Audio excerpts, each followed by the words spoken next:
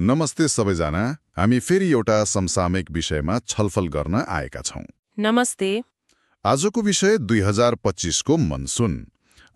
यो वर्षको भविष्यवाणी कस्तो छ, यसले हाम्रो कृषि, पर्यटन, जनजीवनमा कस्तो असर पार्ला, अनि जोखिम र तयारीको अवस्था के छ त? एकदमै यो महत्त्वपूर्ण विषय हो। हामीले जल तथा मौसम विज्ञान विभागका रिपोर्टहरू हेरेका छौं अनि त्यो विपद जोखिम न्यूनीकरण प्राधिकरण NDRMA को तथ्याङ्क पनि। पदयात्रा सम्बन्धी जानकारी समाचारहरू पनि आधार छन् है। हो, अवश्य। आजको छलफलको उद्देश्य नै यही हो, यो वर्षको मनसुनले के अर्थ राख्छ भनेर गहिरोसँग बुझ्ने। खास गरी जलवायु परिवर्तनको असरलाई ध्यानमा राखेर। ल, त्यसो भए सुरु गरौँ भविष्यवाणीबाटै। यो वर्ष त मनसुन अलि चाँडो आयो भन्ने सुन्यो नि? हो, सामान्य मिति जुन 13 हो, तर यो पालि 19 दिन अघि नै मे 29 मतलब जेठ 18 मै कोशी प्रदेशबाट प्रवेश भयो। ओहो, 19 दिन अघि। अनि असोज 14 सम्म सक्रिय रहने अनुमान छ। र अर्को महत्त्वपूर्ण कुरा के छ भने देशका अधिकांश भागमा औसतभन्दा बढी वर्षा हुने सम्भावना छ। कति जति सम्भावना? त्यो पूर्वी गण्डकी, उत्तरी लुम्बिनी अनि पूर्वी कोशी, पूर्वी कर्णालीतिर 55 देखि 65% सम्भावना छ। गत वर्ष पनि त बढी नै थियो हैन पानी? हो, गत वर्ष पनि औसत भन्दा बढी नै थियो। 1670.7 मिलिमिटर परेको थियो। पानी मात्र होइन, तापक्रम पनि औसत भन्दा बढी हुने रे। यो त झन् चुनौतीपूर्ण हुने भयो नि। हो नि, अधिकतम र न्यूनतम दुवै तापक्रम औसत भन्दा बढी हुने देखिन्छ। यो भविष्यवाणीको आधार चाहिँ के हो? कसरी गर्छन् यस्तो अनुमान? यसको आधारमा विश्व मौसम संगठन अनि दक्षिण एसियाली जलवायु दृष्टिकोण मञ्च सास्कफ भन्ने छ, अनि त्यो एन्जो मतलब एल निनो लानिमा चक्र र आइओडी जस्ता समुद्री तापक्रमका ढाँचाहरू, विगतका तथ्याङ्कहरू सबै विश्लेषण गरेर निकालिन्छ। गत वर्षको भविष्यवाणी मिलेको थियो है? हो, धेरै हदसम्म सही साबित भएको थियो। अच्छा, अब यस्तो भारी वर्षाको कुराले कृषिमा त पक्कै असर पार्छ, तर पदयात्रा गर्नेहरूलाई कस्तो होला? मनसुनमा ट्रेकिङ जाने चलन कतिको छ? मनसुन ट्रेकिङका आफ्नै फाइदा छन्।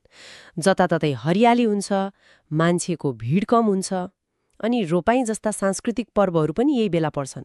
अलि सस्तो पनि पर्न सक्छ। तर पानी परिरहने अनि जुका लाग्ने समस्या त होला नि? हो, त्यो चुनौती त छँदैछ। निरन्तर वर्षा अनि जुका, त्यसैले सबै ठाउँ उपयुक्त हुँदैनन्।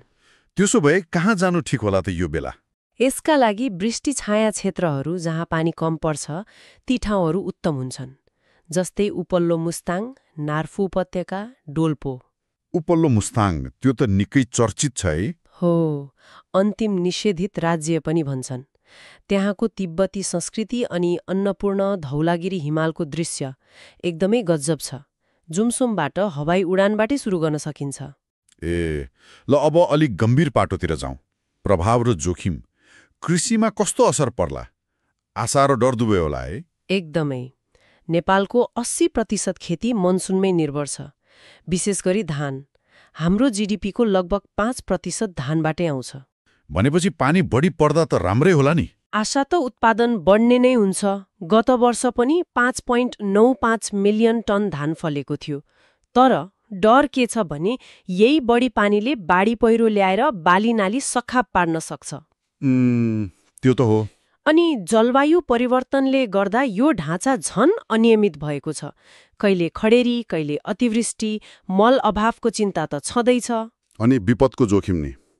नेपाल त जलवायु परिवर्तनको उच्च जोखिममा छ भनिन्छ।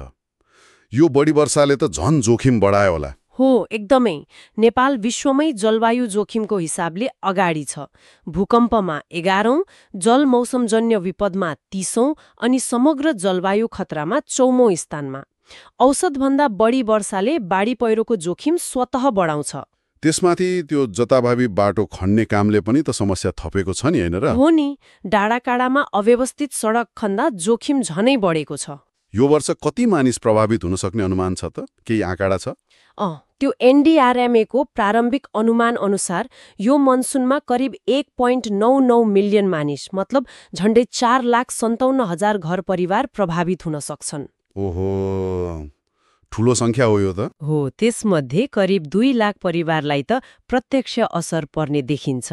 प्रदेशअनुसार फरक फरक अनुमान छ। विगतका घटना सम्झँदा पनि डर लाग्छ। 1993, 2008को कोसीबाढी, 2017को तराई डुबान, गत वर्ष पनि त ठूलै क्षति भयो। गत वर्ष पनि 495 जनाको मृत्यु, 5 अरब बराबरको क्षति भएको थियो। यी घटनाहरूले जलवायु परिवर्तनको बढ्दो असर देखाइरहेका छन्। जलवायु परिवर्तनको असर कस्तो छ नेपालमा? नेपालमा तापक्रम विश्व औसतभन्दा निकै छिटो बढिरहेको छ, प्रति वर्ष 0.056 डिग्री सेल्सियसले।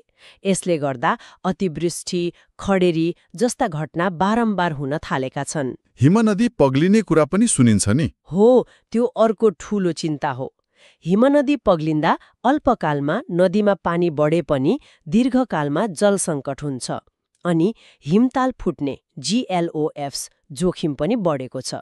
एउटा अध्ययनले त 2050 सम्ममा अति भारी वर्षाका घटना दोब्बर हुने चेतावनी दिएको छ। खै स्थिति त निकै चुनौतीपूर्ण देखियो।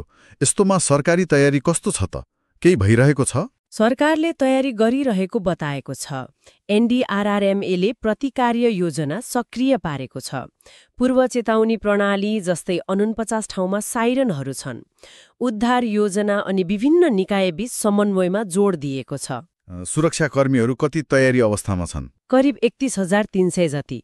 सेना, प्रहरी, सशस्त्र प्रहरी बल सबै, हेलिकप्टर, बेली ब्रिज, डुङ्गा, गोताखोरहरू पनि तयारी अवस्थामा राखिएको छ। पैसा नि? आर्थिक स्रोत कतिको छ? विभिन्न विपद कोषहरू छन्। प्रधानमन्त्री कोष, केन्द्रीय, प्रदेश, जिल्ला स्तरमा सबै गरेर अर्बौं रुपियाँ रहेको देखिन्छ। तर के? तर विज्ञहरूले के भनिरहेका छन् भने हाम्रो ध्यान विपद आइसकेपछिको प्रतिक्रियामा बढी भयो, रोकथाममा कम भयो। जस्तै जोखिमयुक्त बस्तीहरू सार्ने, कमजोर ठाउँमा निर्माण रोक्ने काममा। मतलब तयारी त छ, तर रोकथाममा जोड दिनु पर्यो। हो, अनि निकायहरू बीचको समन्वय अझै बलियो बनाउनु पर्ने देखिन्छ। साँच्चै विचार गर्नुपर्ने कुरा, एकातिर मनसुन जीवनदायी छ, अर्कोतिर जलवायु परिवर्तनले यसलाई विनाशकारी पनि बनाइरहेको छ। यो दुई पक्षबीच नेपालले कसरी सन्तुलन कायम गर्ने होला? अनि व्यक्ति वा समुदाय स्तरमा हामीले जोखिम सामना गर्ने क्षमता कसरी बढाउन सक्छौं? यो प्रश्न महत्त्वपूर्ण छ। पक्कै पनि यी प्रश्नहरूमा निरन्तर चिन्तन र ठोस काम गर्ने पर्छ। यस प्रकारको विषय र छलफलमा रुचि छ भने हामीलाई फलो र सब्स्क्राइब गर्नुहोस्। फेरि भेटौँला। धन्यवाद। धन्यवाद।